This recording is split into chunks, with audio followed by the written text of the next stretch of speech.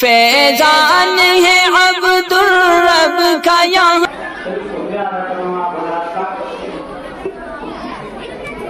محترم جناب ناظرین اعلیٰ صاحب بنسبت تھا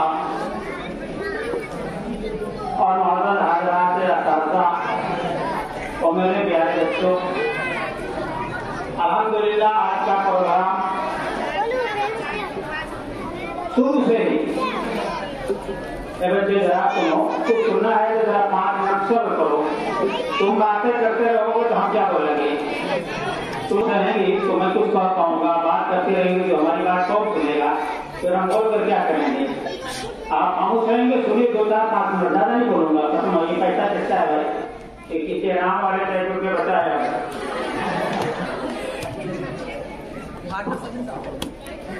ماسٹر سمیم صاحب کی محنت، ان کی جاپشانی اور طلبہ کی مستعدی نے اس پروگرام کو بہت ہی خوبصورت بنا دیا ہے.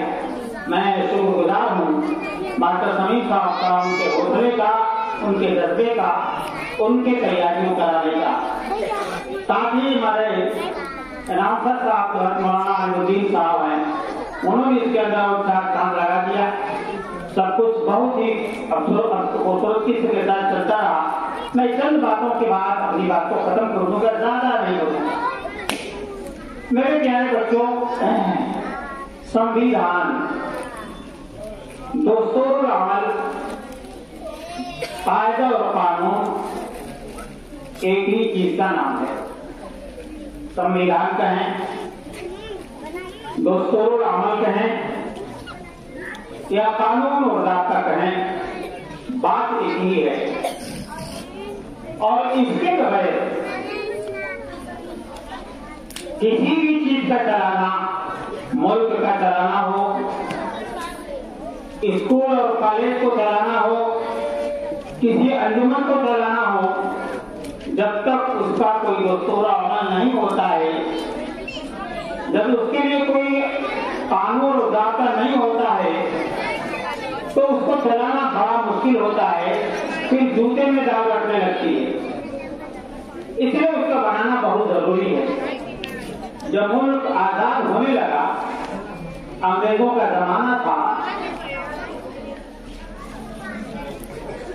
وہاں اس وقت جب آزادی قریب آ رہی تھی اور ہندوستانی مجاہدین کے آگے، ان کی جاپشانی کے آگے، ان کو اپنا خون بہا دینے کے آگے، اپنا گھر بار برباد کرنے کے سامنے، اپنا سب کچھ لٹا دینے کی خاطر وہ صرف ایک چیز مان رہے تھے کہ مجھے آزادی چاہیے، مجھے غلامی پسند نہیں ہے.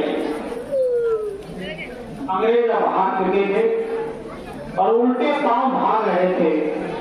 اس وقت انہوں نے کہا ٹھیک ہے، کچھ اور دن چھوڑنا نہیں چاہتے تھے، کچھ اور دن ہندوستان میں رہنا چاہتے تھے. انہوں نے کہا کہ بھائی ٹھیک ہے، ہم چلے جاتے ہیں، لیکن آپ اس ملک کو کس طریقے سے چلائیں گے وہ ذرا ہم کو بتا دیجیے، تاکہ ہم سمجھ سکیں کہ ہاں آپ ملک چلانے کی اہلیت اور قابلیت رکھتے ہیں. اس چیلنج کو ہمارے مجاہدین آزادی نے قبول کیا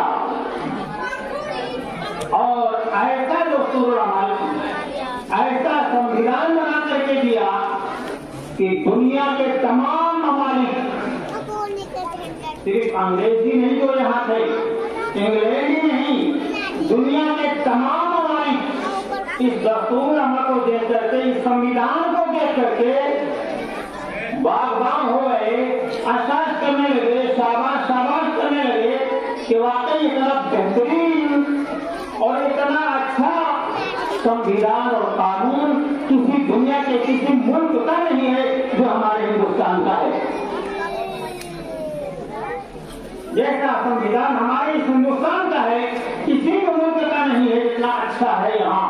اس واسطے کہ یہاں مختلف قسم کے لوگ رہتے ہیں، مختلف خیالات کے لوگ رہتے ہیں، مختلف مذاہب کے لوگ رہتے ہیں، لیکن سب کو سمیٹ کر کے چلنے والا سنویدھان صرف اس ملک ہندوستان کا ہے. یہ ہندوستان کی خصوصیت ہے اور اس کی خوبصورتی ہے. پیارے بچوں، چلتا رہا، لیکن کچھ دنوں کے بعد کچھ لوگوں کے بچے تم کو اس کے اندر کمی آنے نظر آنے لگی۔ یہ کمی کیوں نظر آئی اور آج بھی کمی نظر آ رہی ہے؟ یہ کمی کیوں نظر آ رہی ہے؟ اس کے پیچھے ایک بنیادی بات ہے، اس کو غور سے سنیے۔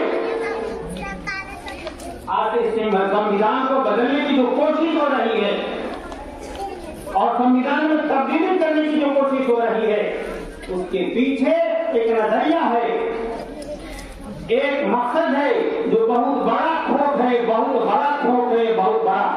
بڑی گندگی ہے۔ وہ میں بتانے جا رہا ہوں، اس کو ذرا غور سے سنیے۔ اگر میں غلط کہوں گا تو پھر آپ ہم کو کہیے گا۔ تو وہی نظریہ ہے اور کوئی تبدیلی کرنے کا دوسرا نظریہ نہیں ہے۔ جب انگریز اس ملک پر حکومت کر رہے تھے، اس وقت ملک میں دو قومی نظریہ تھا۔ جب انگریز حکومت کر رہے تھے اس وقت ملک کے دو قومی نظریہ تھا، دو قومی نظریہ۔ ایک نظریہ وہ تھا کہ تم انگریز ہو، ہم ہندوستانی ہیں۔ تم انگریز ہو، ہم ہندوستانی ہیں۔ انگریز بھی یہی کہتے تھے کہ ہم انگریز ہیں، تم ہندوستانی ہو۔ ہم اچھے ہیں، تم برے ہو۔ ہم گورے ہیں، تم کالے ہو۔ ہم پڑھے لکھے ہیں، تم ان پڑھ ہو۔ ہم سر ہیں، تم جھوٹا ہو۔ اس قدر ذلیل و رسوا ہم کو سمجھ رہے تھے اور دو قومی نظریہ قائم کیا تھا، انگریز اور ہندوستان۔ ہندوستان یہ قوم تھی اور انگریز انگلینڈ کا ایک قوم تھی۔ میرے بھائی حاضرین، اسے پہ لڑائی ہوئی کہ ہمارا ملک ہندوستان، ہم سب ملک ہندوستان، سب ایک قوم ہے، چاہے مسلم ہو، چاہے سکھ ہو، چاہے عیسائی ہو، چاہے ہندو ہو، کسی بھی دھرم کا ماننے والا ہو، کوئی ہندو ذات برادری کا ہو، بودھ ہو، مسلمان ہو، چمار ہو، ہریجن ہو، بھنگی ہو، مسلمان ہو، راجپوت ہو، سید ہو، پٹھان ہو، کوئی بھی ہو، لیکن سب ایک ہو، ہم ہندوستانی ہیں۔ سب ہندوستان کے ہو، ہندوستان سے باہر کے کوئی نہیں ہو۔ یہ لڑائی تھی۔ جب انگریز جانے لگے تو انہوں نے سوچا کہ یہ تو اتنا اچھا ہے کہ ہمیشہ خوشی کے ساتھ رہیں گے اور خوشیاں مناتے رہیں گے، بڑے عائش و عشرت کی زندگی گزاریں گے، اور اپنے دشمن کو ہم اس طرح چھوڑ جائیں کہ وہ خوشیاں منائیں، آرام سے رہیں۔ تو انہوں نے تفرقہ ڈالا۔ سنو بیٹا، تم کو زندگی میں کام آئے گا۔ انہوں نے تفرقہ ڈالا، گئے جانے لگے، دو لوگوں کو تیار کیا، ایک مسلم لیگ اور ایک RSS، ایک مسلم لیگ اور ایک RSS، دو لوگ کو تیار کیا اور ان کو کھڑا کیا۔ مسلم لیگ تو ساتھ میں تھی، وہ بھی انگریز کو بھگانا چاہتے تھے، لیکن ایسا نظریہ بدلا، ان لوگوں نے کہا نہیں، ہم ایک قوم نہیں ہیں، ہم ایک قوم نہیں ہیں۔ مسلم لیگ کہنے لگی کہ ہم مسلمان قوم ہے، RSS کہنے لگی کہ ہم ہندو قوم ہے۔ جمعیت العلماء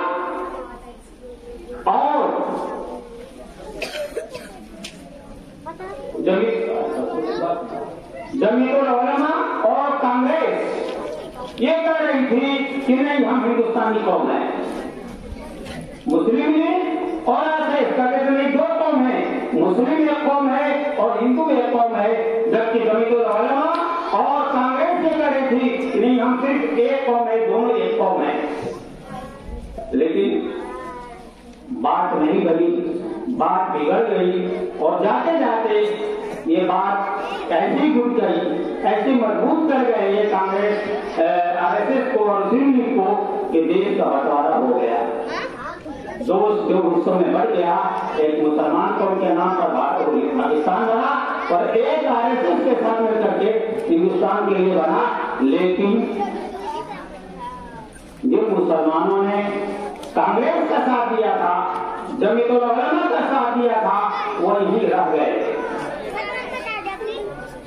اور ایسے نہیں گئے بلکہ باقاعدہ قانون کے ساتھ ہیں، سنویدھان کے ساتھ ہیں۔ اس وقت کے بڑے نیتاؤں نے یہ ان سے مجبور کرایا تھا کہ جو یہاں مسلمان رہ رہے ہیں وہ مسلمان ہندوستانی ہیں، ان کو کوئی تکلیف نہیں پہنچائی جائے گی اور ہندوستان کے ہر قانون میں، ہر حصے میں ان کے برابر کا حصہ داری ہوگی۔ اس وعدے کے ساتھ یہ تمام مسلمان رکے اور جمعیت العلماء آگے بڑھ کر کے اس بات کو بہت مضبوط کیا کہ نہیں، تمام ہندوستانی ایک قوم ہے، چاہے ہندو ہو یا مسلمان ہو، اور یہ دو نظریہ جو تھے وہ چلے گئے۔ افسوس ہے، آج افسوس ہے کہ جو باتیں ہو رہی ہیں پرفرتے کی مسلمانوں کی اور ہندوؤں کی، وہ اس کی وجہ میرے پیارے بچوں اور معزز حاضرین، امن اور شانتی، سکون و اطمینان اسی وقت نصیب ہوگی اور اسی وقت ملے گی جب ہم سب ایک ہو کر کے مل ملا کر کے سبھی لوگ محبت اور پیار کے ساتھ اس دیش کو آگے بڑھائیں گے اور اس دیش کو ترقی کی کام کریں گے، تبھی ملک پھر سونے کی چڑیا بن سکتا ہے، ورنہ پھر سونے کی چڑیا باقی نہیں رہے گا۔